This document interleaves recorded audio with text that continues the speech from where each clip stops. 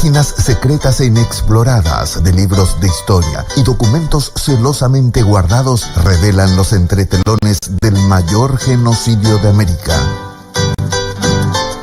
Noelia Quintana viaja en la historia para traer al presente la verdad de aquellos acontecimientos. El estridor de las armas. Todos los sábados de 18 a 19 horas por Ñandutí. Muy buenas tardes a todos. ¿Qué tal? ¿Cómo están? Saludos cordiales para todos los oyentes del Estridor de las Armas, este espacio de la 1020 AM Radio Ñandutí. Bueno, hoy pueden escribirme, pueden hacer consultas al WhatsApp de la radio al 0994 44 1020. Bueno, quiero enviar un saludo. Hoy está de cumpleaños el doctor Rafael Enrique Pérez Reyes, está de cumpleañitos, así que estés disfrutando muy bien tu día dichoso. Desde aquí te saludamos con muchísimo cariño. Bueno, justamente estaba anunciando en mis redes sociales, ¿verdad? Este programa, David, esto se repite, ahora cambió el horario, creo que es de 12 a 13 horas los días domingos, se repite el programa, ¿verdad?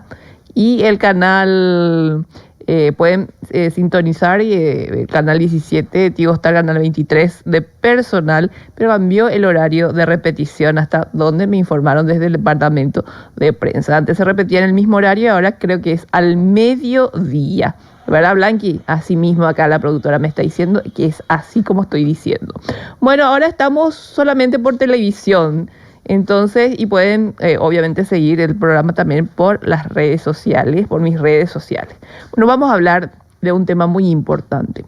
Siempre como historiadora, ¿verdad? Me preocupan mucho los contenidos de algunos libros o algunas interpretaciones que hacen las personas sobre la guerra de la Triple Alianza, que normalmente dicen que esta catástrofe, ¿verdad? Porque una guerra siempre es muy complicada, es devastadora en todos los sentidos para un Estado, ¿verdad? En todos los aspectos, en el pilar de desarrollo, en el pilar de la defensa. Bueno, es bastante complicado. Y la gente normalmente dice que esto fue una cuestión espontánea o una reacción hasta normal, porque Francisco Solano López se metió con el Uruguay, que no le declaró luego la guerra al Brasil, después le declara la guerra a la Argentina. Bueno, entonces yo les quiero dar cómo podemos estudiar el tema guerras en general, ¿verdad? Justamente antes de llegar a analizar lo que pasa en el aspecto operativo o en el aspecto táctico de una guerra, que ya vendría a ser la actuación de las fuerzas armadas que están en disputa, que se pelean, ¿verdad? Mucho antes de llegar a esa etapa hay todo un proceso político que nosotros tenemos que conocer y que tenemos que analizar. Entonces siempre es importante hacer un estudio diplomático, ¿verdad? Obviamente una diplomacia fracasada es la que lleva a una guerra, o algunos dirán, ¿verdad? Algunos estudiosos dicen no, justamente la diplomacia, que es otro medio nada más de una guerra, es la que encausa justamente la guerra para obtener los beneficios que el Estado en cuestión está deseando. Entonces, por lo menos en nuestro caso aquí de Paraguay, siempre recomiendo mirar los antecedentes diplomáticos antes de pasar. Sí, una guerra genocida, me dicen mis amigos de TikTok. Sí, por supuesto que sí. Esto fue una guerra de exterminio. El golpe más fuerte se recibió aquí en Paraguay, ¿verdad? Pero ustedes tienen que saber que inclusive en Argentina y en el Uruguay propiamente, vamos a decir, gente en el Uruguay, gente del Partido Blanco, tenemos gente que se defendió de los brasileños. Lo que pasó en Paysandú fue algo gravísimo. Los argentinos sabemos que hasta hoy en día, y esto que estamos en el 2025, cuesta como esta unión total de la Argentina. Siempre hay una diferencia entre los porteños y la gente de las provincias, pero atrás, en esta época que estoy hablando, hace un siglo y medio, esto era más marcado, esto estaba muchísimo más fuerte, ¿verdad? Entonces lo que yo quiero hacer con ustedes es darles algunas herramientas y recomendarles algunos libros de acceso público, fácil, para que ustedes puedan entender, porque siempre este es un tema muy profundo.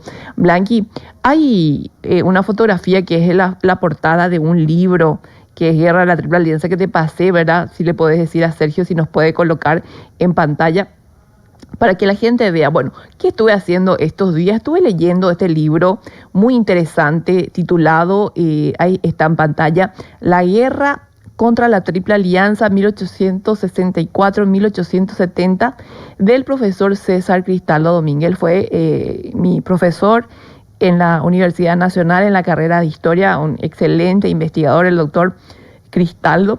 Y bueno, y este programa, y traté de resumir, porque es un libro bastante bueno, ¿verdad? Les recomiendo que traten de encontrar este libro para poder entender el aspecto diplomático, ¿verdad? El aspecto diplomático. Obviamente el doctor Cristaldo abarca no solamente lo diplomático, sino va más allá, también incursiona en el aspecto militar, ¿verdad? Pero la diplomacia es algo que tenemos que entender para sacarnos ese tip de que Paraguay inició esto por metido. Así mismo dicen algunas, y entonces yo lo repito tal cual. Bueno, entonces vamos a poner en imágenes para la televisión, las imágenes de lo que vendría a ser el cerro de Pan de Azúcar, conocida también como Fecho dos Morros. Disculpen si mi portugués no es correcto, ¿verdad? Pero creo que se pronuncia así, ¿verdad? Porque el programa de hoy vamos a analizar esta diplomacia agresiva del Brasil. Y cuando yo digo diplomacia agresiva, no estoy diciendo o estoy tratando de instaurar algo, vamos a decir, peyorativo hacia el Brasil, sino que tenemos que analizar las cosas tal cual son. Sí, tuvieron una diplomacia agresiva. Tuvieron ellos una diplomacia expansionista. Y eso es lo que tenemos que analizar desde qué momento, así como el sábado pasado estuvimos hablando de la Argentina, ¿verdad? Lo que Mitre escribía en sus medios, como Urquiza también fue haciendo ciertas alianzas con el Imperio del Brasil. ¿Desde cuándo empieza, en qué momento exacto empieza esta agresión diplomática, ¿verdad? Porque la diplomacia, ¿qué es la diplomacia? Hoy en día todos los países tienen un Ministerio de Relaciones Exteriores. Nosotros tenemos un Ministerio de Relaciones Exteriores. Pero ¿qué es lo que hace el Ministerio de Relaciones Exteriores? Básicamente es el que ejecuta los ejes directrices políticos de ese gobierno. Es decir, si utilizamos una suerte de comparación, vendría a ser que los del ministerio son una suerte de músicos, ¿verdad?, que ejecutan una partitura que se les da, y la partitura que ellos ejecutan es la partitura que le da al gobierno. Entonces, esto es lo que nosotros tenemos que empezar a analizar. ¿Qué me dicen? Las guerras existen siempre por dos ideas que chocan, cada uno cree que... las guerras no es una cuestión de ideas. La guerra es una cuestión, gente, crematística, de intereses. La guerra jamás es una cuestión de ideas. Porque los estados, ¿qué es lo que tienen? Tienen intereses. ¿Y qué es lo que hacen? Forman y pactan alianzas para llegar a la consecución al fin de esos intereses. No es una cuestión, las guerras jamás son románticas. ¿Y qué hay de por medio? Hay recursos, siempre se habla... En geopolítica, por ejemplo, se habla de la maldición de los recursos, ¿verdad? Por ejemplo, África tiene diamantes, tiene piedra preciosa, ¿verdad? Y si nosotros miramos, ¿verdad?, ¿por qué es tan pobre? Porque hay zonas que no tienen ni siquiera agua, ¿verdad? Y es la maldición del recurso, ¿verdad? Porque es totalmente explotado, ¿verdad? Entonces hay que mirar si hay intereses de recursos. Algunas zonas hay guerras de petróleo. Y por Dios nos libre de guerra por agua, ¿verdad? Porque nosotros tenemos uno de los acuíferos más importantes de agua potable, no solamente de la región, sino también del mundo, que es el acuífero guaraní, ¿verdad? Pero pero los recursos son un motivo fundamental del inicio de las guerras. Bueno, una vez aclarado este punto, vamos a pasar a lo que dice el profesor Cristaldo en su libro, que me pareció muy interesante.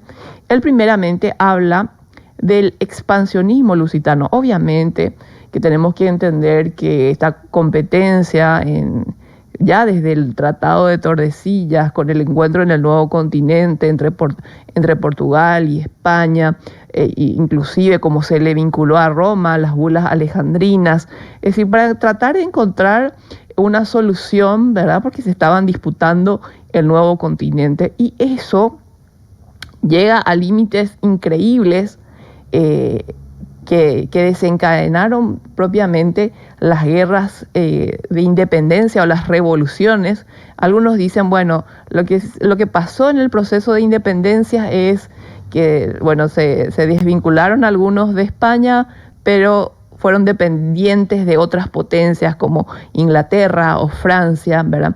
Entonces cada uno iba adaptándose a lo que era su visión de desarrollo. Siempre hay que meter, por eso, el tema económico.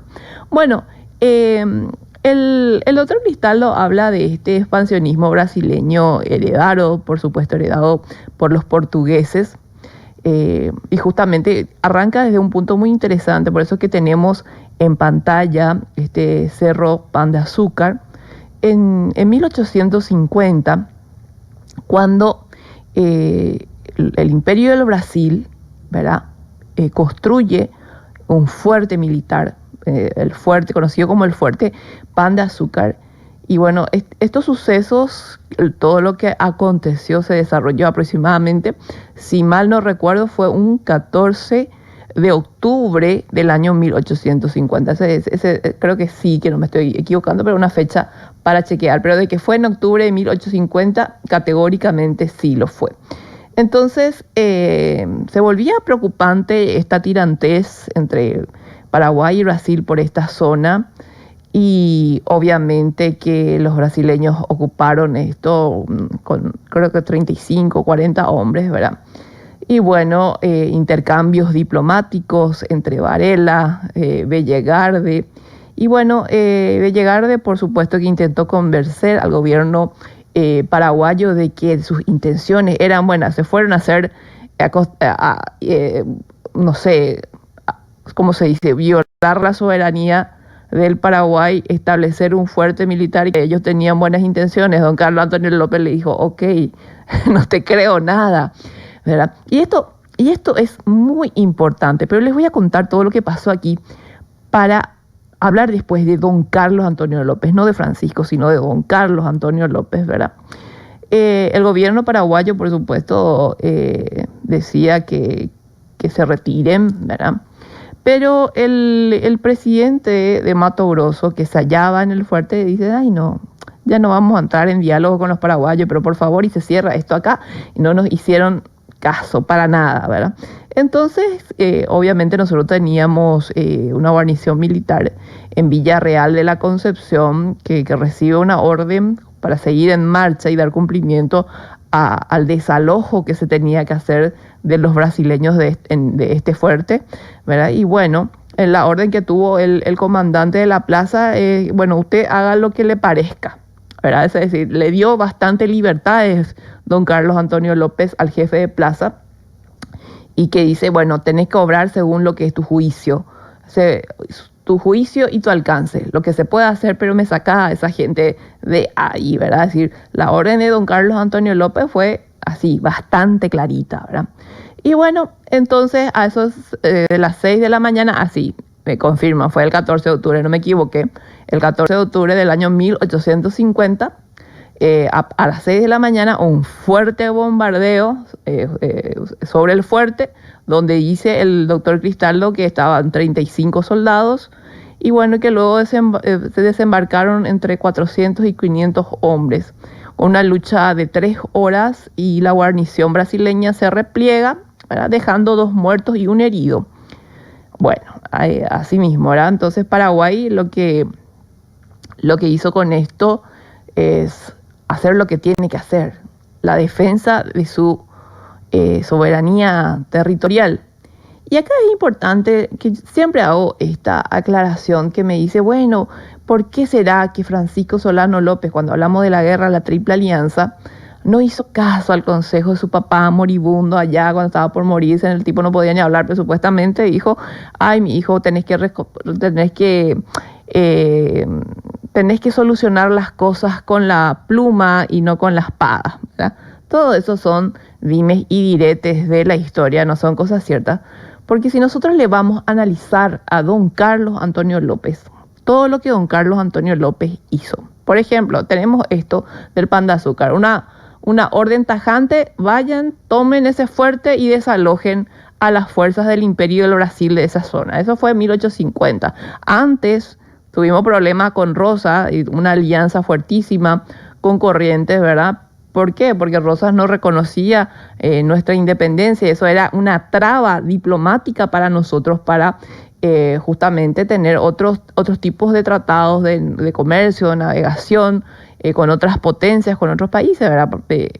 Primeramente la región tiene que dar y decir así: reconocemos tu estado de estado independiente, ¿verdad? Pero tuvimos esos problemas con Rosas. Guerra. Es decir, don Carlos declara la guerra, ¿verdad? Acá don Carlos envía la orden al comandante de Villarreal para que vaya a hacer lo que tenga que hacer y desalojar. Después, creo que en el 55, don Carlos se preparó con todo, porque la diplomacia de las cañoneras del imperio, bueno, casi tuvimos una guerra también, pero don Carlos Antonio López estaba ahí firme y estaba preparado para lo que se tenía que preparar, ¿verdad? Tuvimos inconvenientes con el Tacuarí en 1859 por el tema de la conspiración Castat. Y don Carlos Antonio López también estuvo firme en sus posiciones y también pidió ciertas aclaraciones públicas justamente a los ingleses en la mesa de negociación, antes de darle también lo que los ingleses pedían. Es decir, nosotros tenemos aquí, con los franceses también, y con Estados Unidos, me estaba olvidando del tema del Water Witch. Y don Carlos Antonio López siempre estuvo presto que si no había una solución, no iba a haber ni un problema en enfrentarnos. Entonces, acá estamos viendo a un presidente de la República que hacía lo que tenía que hacer, ¿verdad? Que su misión constitucional era la defensa de la independencia. Hasta hoy en día, la Constitución del año 1992 versa sobre este tema, ¿verdad? Que uno tiene, es decir, la Constitución 92 tiene sus objetivos y tiene sus fines. Y lo primero es la defensa de la independencia del Paraguay, ¿verdad? Y eso implica también su defensa territorial, ¿verdad? Entonces esto es algo que nosotros tenemos que entender y dejar de creer esas cosas. Bueno, supuestamente ese es el testimonio del padre Fidel Maíz, que el padre Fidel Maíz en su libro Etapas de mi vida dijo pero tenemos que dimensionar también quién era Fidel Maíz, ¿verdad? Fidel Maíz era, vamos a decir, estaba totalmente en contra de Francisco Solano López, tanto así que Francisco Solano López lo metió a la cárcel por subversivo, por incitar a la sociedad. Todo eso está, las explicaciones están en el diario de la época, el semanario de avisos y conocimientos útiles, ¿verdad? Entonces, uno de sus detractores, hoy en día diríamos un hater, algo así, ¿verdad? Que era el padre Fidel Maíz. Entonces decía esto, ¿verdad? Que sobre Francisco Solano López, que ese era el consejo de su padre, ¿verdad? Bueno, pero es complicada nuestra historia, ¿verdad? Bueno, quiero agradecer todos los mensajes que estoy recibiendo ahora mismo en TikTok. Estoy leyendo todos, pero después voy a mencionar. Bueno, entonces se cumplió el tema de...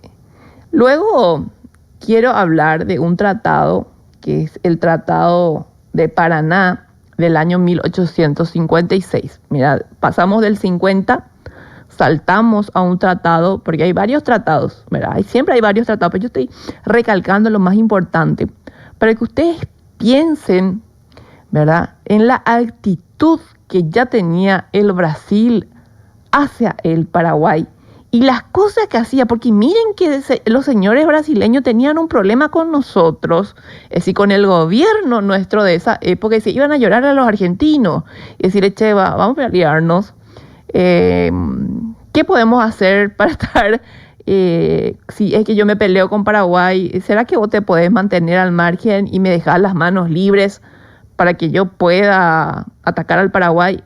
Así de claro. Es decir, hay que saber interpretar los documentos diplomáticos. Bueno, y sí. Bueno, dicen que el doctor Cristaldo, por eso les puse el libro, tienen que tratar de conseguir porque es buenísimo. Él nos menciona que esta agresividad fue increciendo, ¿verdad? Fue creciendo y que se nota muy bien que a partir del año 1854, ¿verdad? Y le cita a un diplomático, Duarte de Ponte Ribeiro, que mencionaba, escuchen esto, abro cita, que había que utilizar todos los medios posibles para derrocar al presidente don Carlos Antonio López y resolver los problemas pendientes con el Paraguay. Inclusive, escuchen esto, se recomendó la detención de Francisco Solano López, obviamente hijo del presidente don Carlos, en esa época ya general, que Francisco Solano López había viajado a Europa para, bueno, que se reconozca la independencia del Paraguay por las grandes potencias y ratificar ciertos tratados de comercio y navegación entre algunas potencias con el Paraguay. Y decían, bueno, cuando este general paraguayo pase por, no sé, por territorio brasileño, nosotros le tenemos que apresar. En el año 1856, Francisco Solano López no envió ningún ultimátum, no tuvo ningún inconveniente todavía con el Marqués de Olinda, porque ¿quién era el presidente de la República? Era don Carlos Antonio López. Y ya Brasil decía, tenemos que ver la forma de derrocar al presidente don Carlos Antonio López. Es decir, Brasil, no, es que se ofendió porque Francisco Solano López le dice, traten de no cambiar la política del plata y traten de respetar este equilibrio y no tener injerencia en la política interna. No es porque por eso le ficharon a Francisco Solano López. Esto ya databa de tiempo atrás. Es decir, con don Carlos Antonio López ya empezó este malestar. Porque don Carlos Antonio López no era un presidente servil a las intenciones del Brasil. Así es lo que un presidente patriota, diría yo, y con ciertos valores tiene que hacer, ¿verdad? Bueno, pero eso ya es una opinión, un plus mío, ¿verdad? Sigue diciendo que el senador Joan Antonio de Miranda, representante de la provincia de Mato Grosso, obviamente en el Senado están los representantes de todas las provincias, pero Joan Antonio de Miranda decía esto, 1856, gente, para entrar porque siempre es importante en la historia el tiempo y el espacio, decía.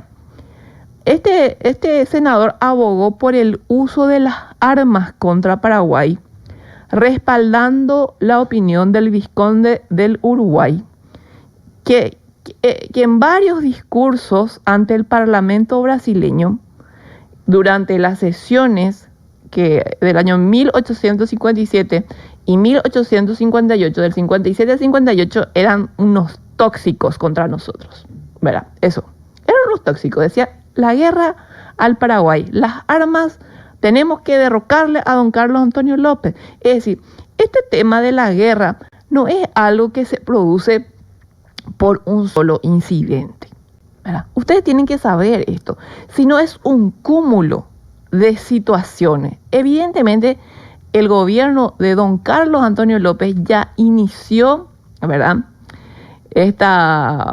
Vamos a decir, para utilizar una imagen como una suerte de nieve que va creciendo y después una avalancha cae encima de Francisco Solano López, ¿verdad? Pero esto ya viene desde la época de don Carlos. Algunos inclusive dicen, pero esto está mucho más atrás. pero vamos a mencionarlo como una suerte de antecedentes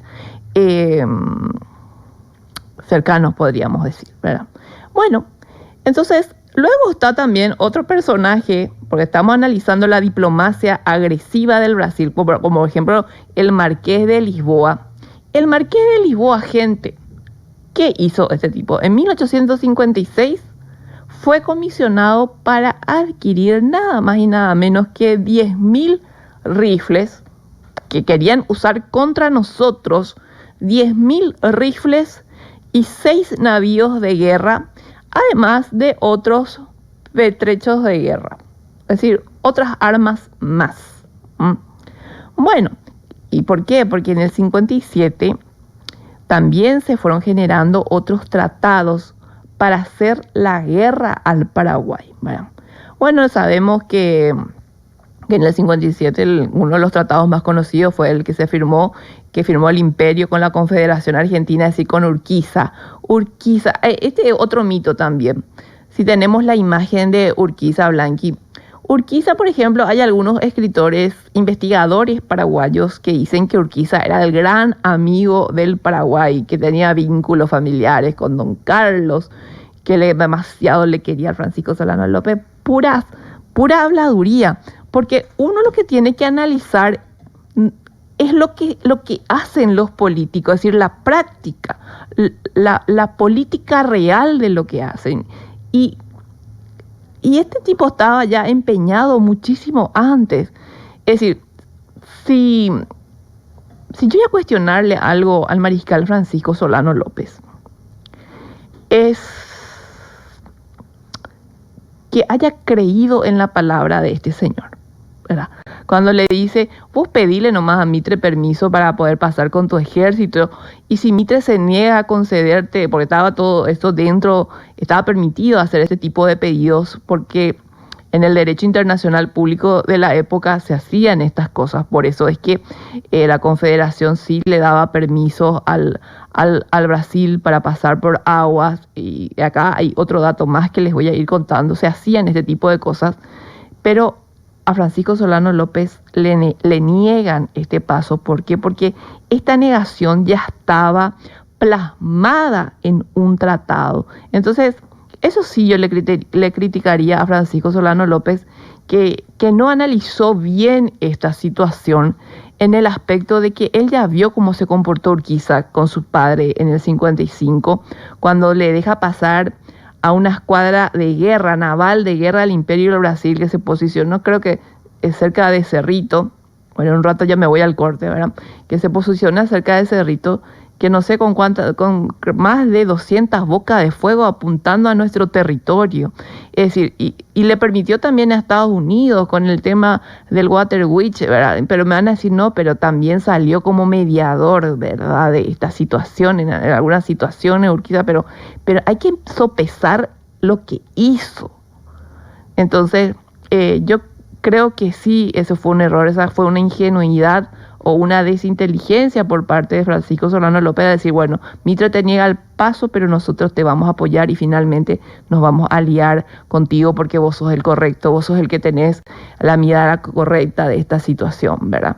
Eso sí, esa sí sería una de las críticas que sí yo le haría a Francisco Solano López, ¿verdad? Bueno, entonces el Tratado del 57 también habla de este tema, donde los brasileños en su política agresiva, lo que ellos querían conseguir específicamente con la Confederación Argentina es tener las manos libres para someternos a nosotros, para someter al Paraguay en caso de guerra. Entonces se prepara y todas estas compras del Marqués de Lisboa era claramente para dirimir los problemas que tenían con nosotros a través de las armas, no a través de la diplomacia ya. Es decir, al siguiente nivel ya, a través de las armas. Bueno, voy a ir a una breve pausa y después vamos a analizar lo que pasaba con la Argentina allá por el año 1851, 1852, que está muy relacionado con la actitud, eso es muy importante, ¿verdad?, del Brasil para la guerra de la Triple Alianza y por qué le tenían a Urquiza del cuello, como se dice. Bueno, vamos a una breve pausa y volvemos enseguida.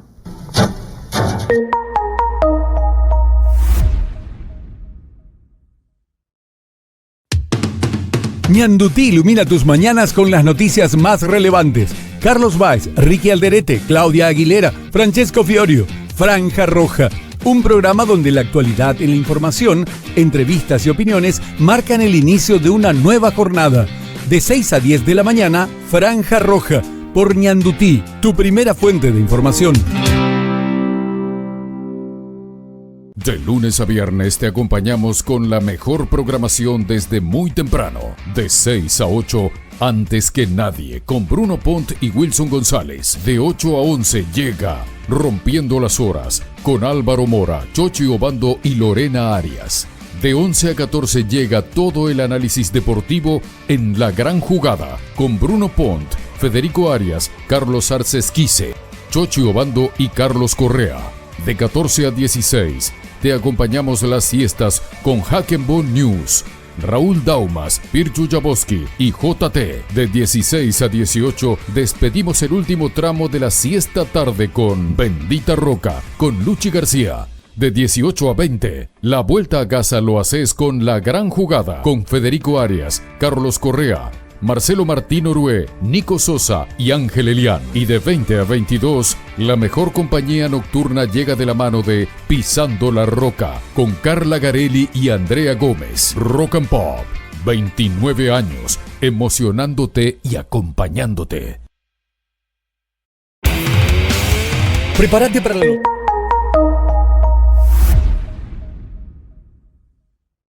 El estridor de las armas, con la conducción de la historiadora Noelia Quintana por Ñandutí.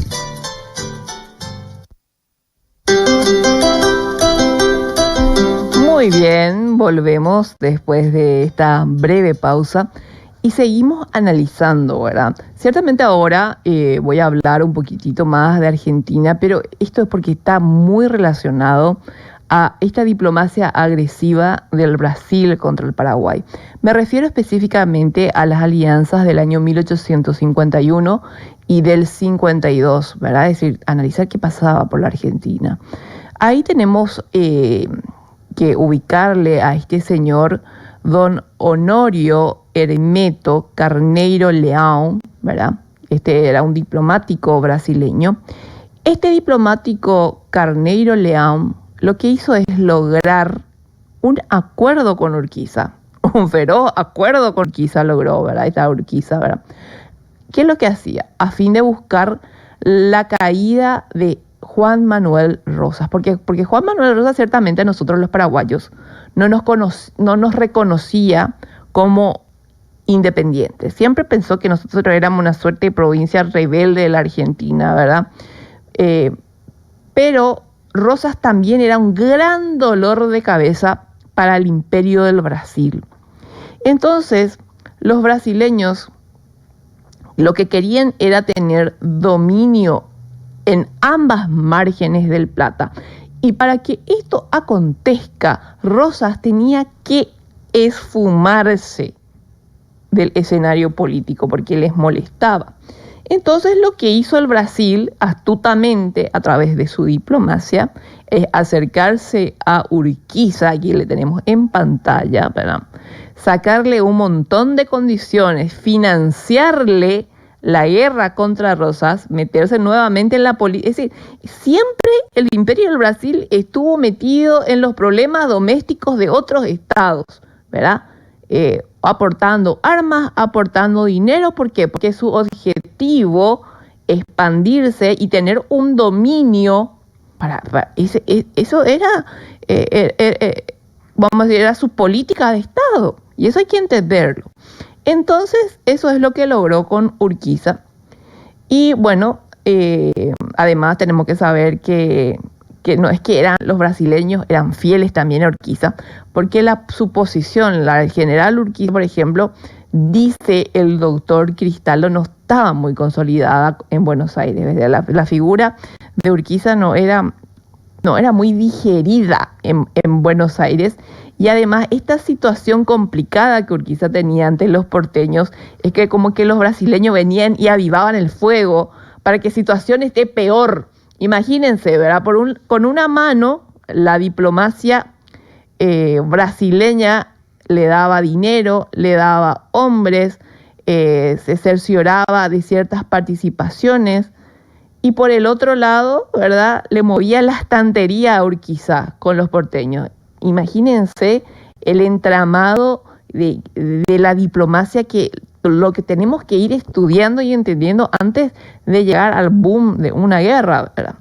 Bueno, entonces obviamente que Brasil también se dirigió su mirada al estado oriental, la parte de Uruguay, pero lo que le sacó con el tratado de 1851 a Urquiza, ¿verdad?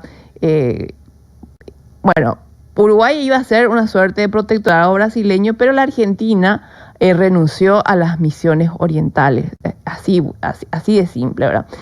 Y este cisma, que inclusive se puede sentir hoy en día cuando uno se va a Buenos Aires, ¿verdad?, entre Buenos Aires y las provincias.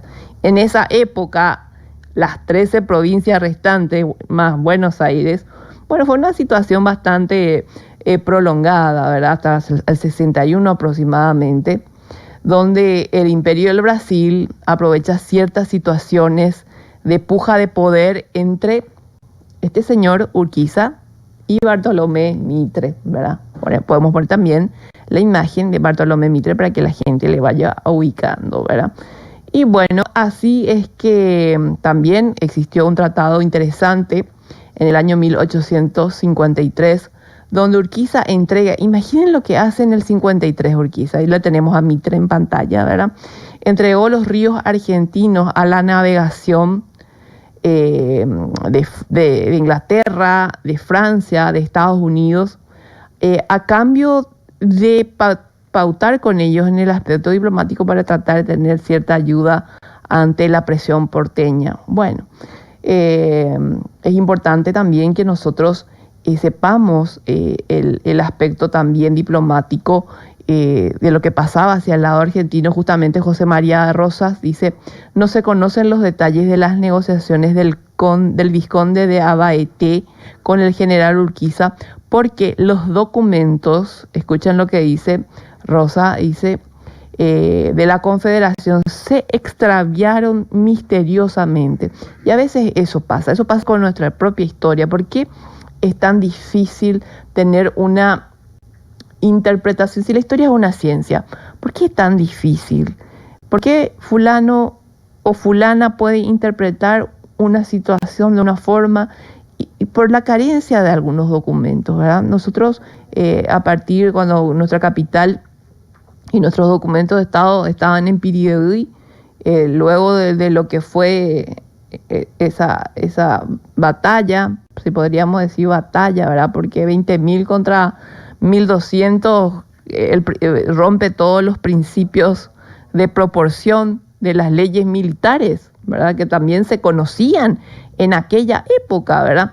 Y bueno, pero Cárcano, que es un investigador argentino, dice que se firmó una alianza militar entre el Imperio del Brasil y el general Urquiza. Escuchen que esto, ¿verdad? Y bueno, el tema es que Urquiza, básicamente, con estas alianzas, más el dinero que el imperio le dio, tenía que rendirle pleitesía, y ese era el rol triste que Urquiza finalmente cumplía ante los ojos del Brasil, hasta de sus propios compañeros políticos, ¿verdad?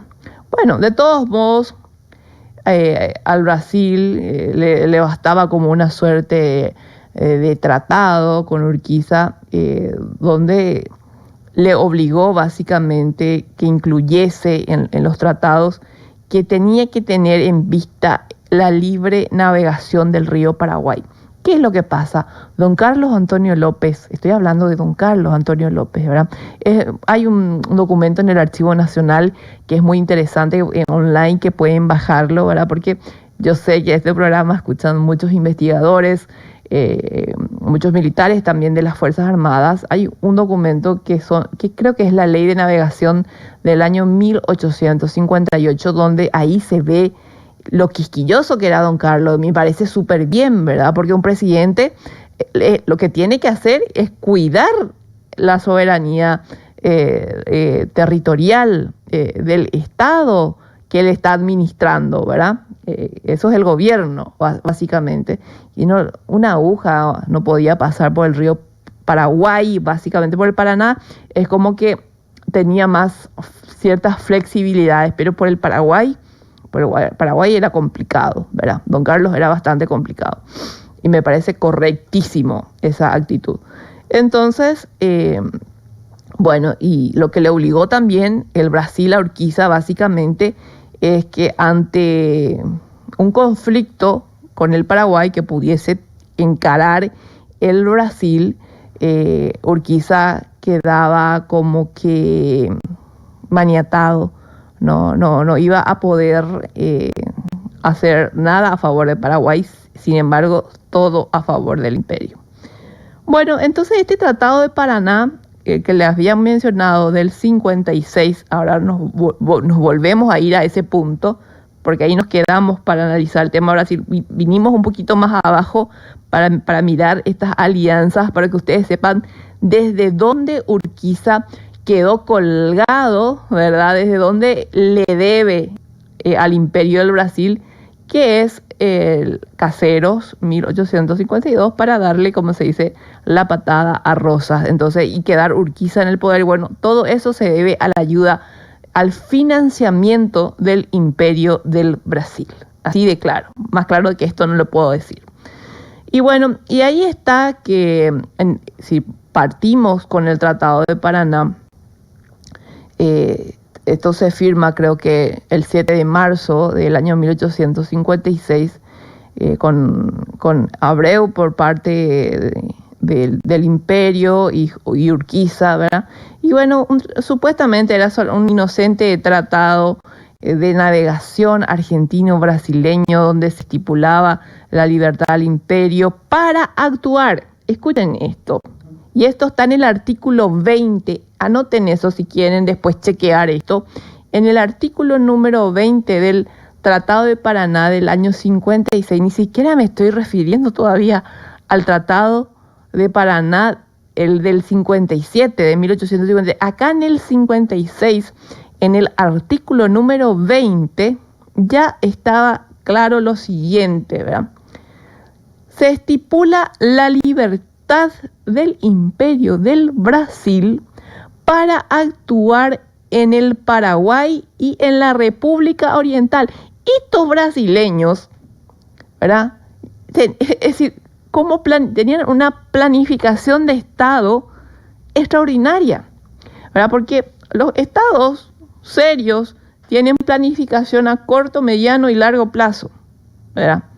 Y eso se traduce en una política de Estado. Esas planificaciones realmente son políticas de Estado. Lamentablemente acá nosotros en Paraguay, y eso es una crítica que siempre le voy a hacer a todos los gobiernos que tuvimos, nosotros no tenemos una política de Estado. Tenemos políticas de gobierno. ¿Y cuánto duran los gobiernos aquí en Paraguay? 5 años. Entonces después se sube Juan Pérez y que no le gustó esto y se corta el proyecto. Y así no hay desarrollo, absolutamente. Pero si nosotros tuviésemos si seríamos serios en el ámbito político, íbamos a tener una política de Estado que no importa que se suba el rojo, el azul, el blanco, el amarillo, no sé, el color que ustedes quieran, pero esa es la línea que se tiene que cumplir y se tiene que cumplir a rajatablas. Y por eso es que nosotros, porque aquí lamentablemente la política no está para el servicio de la gente, sino para el servicio de los políticos, es que no encontramos un gobernante que tenga la mano firme para decir, bueno, a partir de ahora vamos a tener una política de Estado, ¿verdad? A largo plazo, 40 años, 50 años, no hay eso, ¿verdad? Aunque nosotros sí podemos subsanar eso a través de la Constitución Nacional, porque ahí están plasmados nuestros objetivos nacionales como Estado, ¿verdad? Y se utilizan eso para la realización de las políticas públicas, ¿verdad? Pero también es una planificación. Y con esto yo le decía, volviendo a nuestro tema de historia, es que los estados planifican a corto, mediano y largo plazo. Imagínense que en el 56 ya le estaban sacando a la Argentina, a Urquiza, ya le está diciendo los brasileños, miren, nosotros vamos a tener una guerra con el Uruguay y con el Paraguay. Y ustedes no se van a meter. Acá nosotros vamos a tener nuestras manos libres, señoras y señores. Y esto lo vuelven a sacudir el papelito, ¿verdad? Y se vuelve a poner en la mesa de negociaciones en el año 1864, bueno, donde explotó todo, ¿verdad? Donde todo el aspecto diplomático reventó por todos lados, ¿verdad? Por esto que esto es una guerra sudamericana. Se conoce como la guerra de la Triple Alianza contra el Paraguay, pero esto es una guerra grande, esto es una guerra regional, señoras y señores. Y al manejar la historia diplomática uno puede dimensionar hasta qué punto, ¿verdad?, esto se venía planificando, ¿verdad? Y explota por supuesto en el 57, porque ya se había advertido en un tratado internacional que el Brasil iba a atacar tanto al Uruguay como al Paraguay. Bueno, ante este eventual conflicto, sigue diciendo este tratado del 56, son hipótesis, ¿verdad? Acá lo que vemos que en este tratado son hipótesis de guerra, básicamente lo que se está planeando. Y en el artículo 18, específicamente del Tratado del Paraná de 1856, dice: ante un eventual conflicto entre el Paraguay y el Imperio del Brasil, por el artículo 19 también, quedaba permitido, escuchen que esto, gente, le quedaba permitido el tránsito y el abastecimiento de la escuadra imperial por el Paraná sin sufrir ninguna molestia alguna. Es decir, ustedes me van a dejar pasar, le decía Urquiza en términos más coloquiales, van a dejar pasar toda mi escuadra de guerra imperial por el Paraná y nosotros nos vamos a suministrar, vamos a hacer lo que queramos y ustedes no nos van a joder el tránsito. Y nosotros a través de eso vamos a atacar a los paraguayos. Y ustedes no van a hacer ni A, no van a decir. ¿Entienden lo grave de esta situación? ¿Y esto para qué sirve? Para que nosotros podamos entender que en el 64 no es que López empieza la guerra, sino que todos estos tratados, ¿verdad?, se ponen en acción. Bueno, básicamente era así, ¿verdad? Además, la Confederación, ¿qué iba a hacer la Confederación? Un punto estratégico. Iba a neutralizar la isla Martín García para mejorar la seguridad de la navegación brasileña. Es decir, si Argentina iba a hacer algo a favor del Brasil, señoras y señores. Y estas cosas realmente uno tiene que poner a pensar y analizar en profundidad todo este tema, ¿verdad? Cárcano dice: todas estas cláusulas del Tratado de Paraná consagraron el triunfo de la diplomacia brasileña, sancionaron y afianzaron su política tradicional respecto al Paraguay y al Uruguay y a la libre navegación de los ríos, que ya estaba resuelta por la legislación argentina, y aseguraron al gobierno de la Confederación como su colaborador y como su aliado. Que dice, López no tenía un servicio exterior. Bueno, eso es uno de los errores más grandes que los perros dicen acá en Paraguay, que López no sabía nada de lo que pasaba. ¿Quién no va a saber? Es más, les reto a que lean, por ejemplo, a Efraín Cardoso, El Paraguay Independiente, donde los diplomáticos uruguayos se caían de espalda porque los sabía muchísimo. Porque López tenía espía por todos lados, ¿verdad? Que le pasaban información increíble, y cuando se reunían con los diplomáticos, en este caso del Uruguay, decía, pero pásenme más información, porque ya no sé qué decirle a este hombre, porque todo lo que yo le digo, él ya sabe, y anticipadamente me lo dice en la cara. Es decir, traten de evitar ese libreto, porque nosotros pues perdimos la guerra, y eso siempre le voy a repetir a mis oyentes. Nosotros perdimos la guerra. Nosotros lamentablemente tuvimos unos esbirros serviles conocidos como los legionarios, que no tuvieron ni un ni le tembló el pulso para entregar territorio paraguayo, que siempre fue paraguayo, a los aliados, ¿verdad? Y los aliados, ¿por qué? Por el derecho a conquista, por el derecho a las armas. Ellos no tenían por qué quedar con más de 150.000 kilómetros cuadrados de nuestro territorio. Y estos paraguayos serviles le entregaron de bandeja de plata nuestro territorio sin dudar. Es más, creo que hablando de la diplomacia, Loizaga, luego cuando se fue junto a Tejedor para negociar el tratado de paz entre Paraguay y Argentina, le dice, che, ¿por qué no anexas todo nomás ya el Paraguay? Y de eso se enteraron los brasileños. Y le sacaron volando a Loizaga ahí, ¿verdad? Ay, Dios mío, ¿verdad? Qué serios problemas que nosotros tenemos. Este es un punto crucial, porque todas las barbaridades nacieron no en la guerra de la Triple Alianza, gente, en posguerra, con estos payasos en el poder que hacían supuestamente de representantes del Paraguay, pero eran unos colocados ahí por los brasileños, porque el primer triunvirato se formó, ¿verdad?, del 69 a gusto y paladar, a imagen y semejanza de lo que el Brasil quería. Y esto no es una cuestión de hablar, que es una suerte de xenofobia, no, señores. Yo tengo muchísimos amigos brasileños.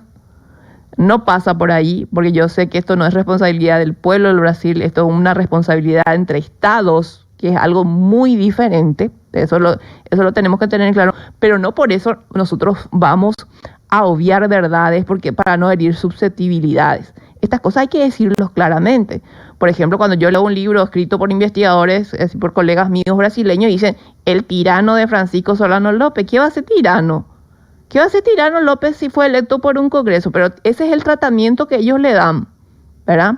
Y nosotros acá no levantamos la voz y le decimos, miren señores, tirano no es, ¿verdad? Porque la tiranía es ejercer el poder por medio de la fuerza, por medio de un golpe de Estado, como sí lo hizo Venancio Flores con ayuda del Brasil y con ayuda de la Argentina. López no llegó al poder a través de un cuartelazo. Entonces todo este tema es porque nosotros perdimos la guerra. Y todas estas confusiones y todas estas mentiras, ¿verdad? Porque el dominio cultural que nosotros sufrimos porque perdimos una guerra, ¿verdad?, es algo que se necesitaba hacer antes de tener el dominio político. Es decir, el dominio cultural es anterior al dominio político, ¿verdad? Así de simple. Bueno, entonces Cárcano, y eso que Cárcano es un investigador que no quiere saber nada de Francisco Solano López, pero hasta el propio Cárcano reconoce, ¿verdad?, que efectivamente ahí a partir del Tratado del 51 y toda la ayuda que el imperio le dio a Urquiza es como que ya le tenía del cogote. Pero me van a decir que tiene que ver Urquiza cuando después estaba Mitre. y la misma cosa, señoras y señores, ¿verdad? Los patacones suenan y resuenan en una guerra. Y por supuesto que a Mitre le prometieron todo el Chaco, hasta Bahía Negra. Y por ende, por eso se habla de un respeto en el Tratado del 65, que dice un respeto de 5 años, ¿verdad? Después de la guerra se iban a repartir todo, así como estaban estipulados en los artículos 11, en el artículo 16, se iban a repartir todo como ellos querían a su ancha en nuestro territorio. Pero después de 5 años, Mitre tenía el sueño de anexar completamente el Paraguay como una provincia una provincia desvanecida, un estado quebrado, una política frágil. ¿A quién? Bueno, quédate con nosotros, ¿verdad? Todo eso, ¿de dónde se saca? De la diplomacia, de los tratados. Ustedes tienen, para entender una guerra no es solamente, que es importante también, ¿verdad?, entender la tecnología militar de la época, si vos tenías un rifle a avancarga o a retrocarga, o si vos tenías repetición o avancarga, ¿verdad? Sí es importante, ¿verdad? Pero eso es para mirar la parte táctica nomás. Pero la guerra en sí, ¿verdad?, y los objetivos políticos como diría Lidejar, la gran estrategia es lo que hay que mirar. ¿Qué es lo que querían y cómo hicieron para obtener lo que querían estos estados? Entonces, bueno, por supuesto que don Pedro II le agradeció a Urquiza estos tratados internacionales, no solamente el 51, sino el Tratado de Paraná del 56, que ahí le tenemos a don Pedro II, y ¿qué hizo? Le mandó las insignias, ¿verdad? Con decoraciones, son insignias, ¿verdad? La Orden del Cruzeiro le envió por caseros, ¿verdad? Porque al sostener y al pagarle todo lo que vendría a ser en dinero, porque las guerras son caras, ¿verdad? Dinero y hombres que le puso don Pedro a Urquiza era para deshacerse de Rosas, porque Rosas le molestaba al Brasil. Por eso es que Rosas en su exilio en Inglaterra le miraba a Francisco Solano López y decía, le admiraba muchísimo. Tanto así que su sable personal, no estoy hablando del sable de San Martín, no, el sable de su propio sable, el sable con el que Rosas combatió tantas batallas, le dejó en herencia a Francisco Solano López, ¿verdad? ¿Por qué? Porque los dos tenían bien claro el panorama. Acá el jodido de Brasil. Y lo primero que hizo don Pedro es deshacerse de su más grande obstáculo, de Rosas. Y así sucesivamente por los demás. Es decir, tenían un serio problema con los gobiernos legítimamente constituidos, con el gobierno blanco, con el gobierno de Paraguay, y fueron liquidándole de a poco, absolutamente a todos, ¿verdad? ¿Para qué? Para conseguir sus objetivos políticos. Bueno, y después le dio, la Orden de Cruzeiro fue por Casero 1852, y le dieron también otras insignias, como por ejemplo de la Orden del Cristo. Todos esos regalitos y un poquito más para Urquiza por el tratado. Claro, porque le convenía ampliamente, porque ¿quién sale beneficiado ahí? El Brasil. ¿Quién tiene atado las manos? Argentina. ¿Contra qué iban a encarar los brasileros según el tratado? Por un lado al Uruguay y por el otro lado a Paraguay. En Paraguay no estaba como presidente Francisco Solano López, y eso ustedes tienen que entender. Obviamente llega al poder López en el 62, luego de la muerte de su padre, ¿verdad? Pero esto cada vez era más intenso. La diplomacia cada vez era más agresiva contra el Paraguay.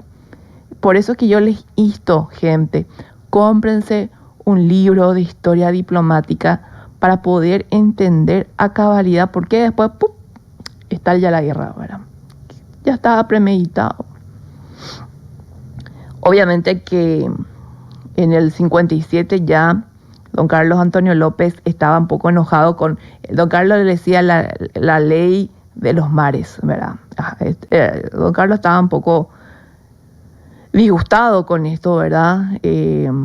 Básicamente la famosa libre navegación fluvial, decía don Carlos, pero esto hay que reglamentar, porque hay partes donde está en juego la seguridad nacional, no puede ser todo libre, acá hagan lo que quieran, pasen lo que quieran. No es así, decía don Carlos Antonio López, espera un momento, tenemos que arreglar algunas cuestiones en el tema fluvial, ¿verdad? Y bueno, también en el 57 firmó la Confederación Argentina y el Imperio del Brasil, ¿verdad? Otro tratado, ¿verdad? Porque ellos decían que la guerra contra el Paraguay estaba muy próxima a estallar. Bueno, son las 6:59. Yo me tengo que retirar porque viene el siguiente programa hasta acá, ¿verdad? Y bueno, tengo que ir cerrando.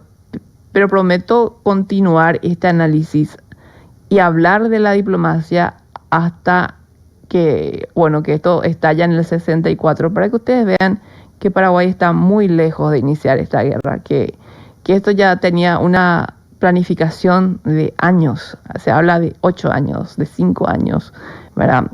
Y el que esté sentado en la silla del Ejecutivo paraguayo, a ese le iba a caer la guerra, eso es categórico. Bueno, espero que haya sido instructivo este programa y les llamo a la acción. ¿Qué es la acción? Comprarse un libro de historia diplomática y leer, y que no caigan en la trampa de los dimes y diretes de algunos acólitos que bajan la línea en beneficio del Brasil. Que tengan todos una buena tarde y nos encontramos próximamente. Chao. Esto fue